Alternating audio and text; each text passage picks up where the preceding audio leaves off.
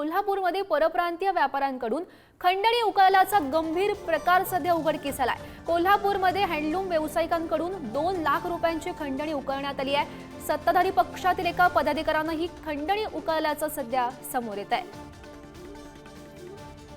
या संदर्भात अधिकची माहिती जाणून घेऊयात। आमचे प्रतिनिधी शेखर पाटील सध्या आपल्या सोबत आहेत। शेखर,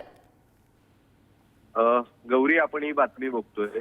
हँडलूम व्यावसायिकांकडून 2 लाख रुपयांची खंडणी मागून त्यांना अर्वाच्य भाषेमध्ये शिवीगाळ केल्याचं फोन रेकॉर्ड एक व्हायरल झालेलं आहे आणि त्यानंतरच हा प्रकार जो आहे तो समोर येताना पाहायला मिळतोय। आपण जर ही दृश्य बघितली तर कोल्हापुरातल्या दसरा चौक या ठिकाणी एक प्रदर्शन भरवण्यात आलं होतं। हँडलूमचं एक प्रदर्शन मोठं त्या ठिकाणी भरवण्यात आलं होतं आणि त्याच व्यापाऱ्यांकडून खरं तर अशा पद्धतीनं खंडणी वसूल करण्याचा एक कॉल रेकॉर्ड जो आहे तो व्हायरल झालेला आहे आणि त्यानंतर हा जो प्रकार जो आहे तो खंडणीतून झाला असल्याचा संशय देखील आता व्यक्त केला जातोय। त्यानंतर आपण जर बघितलं तर हा भाऊ नावाचा एक व्यक्ती आहे, त्यांनी आम्हाला त्रास दिला असल्या संदर्भातली तक्रार देखील दिली असल्याची माहिती सध्या समोर येते। मात्र आपण ही सगळी दृश्य बघतोय, एक हँडलूमचं प्रदर्शन भरवण्यात आलं होतं, तिथं हा मंडप जेव्हा पडला त्यानंतर हा मंडप जो आहे तो पडला की नेमका कुणी पाडला या संदर्भात देखील संशय जो आहे तो व्यक्त करण्यात येत होता आणि त्यानंतरच ही बातमी जी आहे ती समोर येताना पाहायला मिळते। त्यामुळे निश्चितच आहे या सगळ्या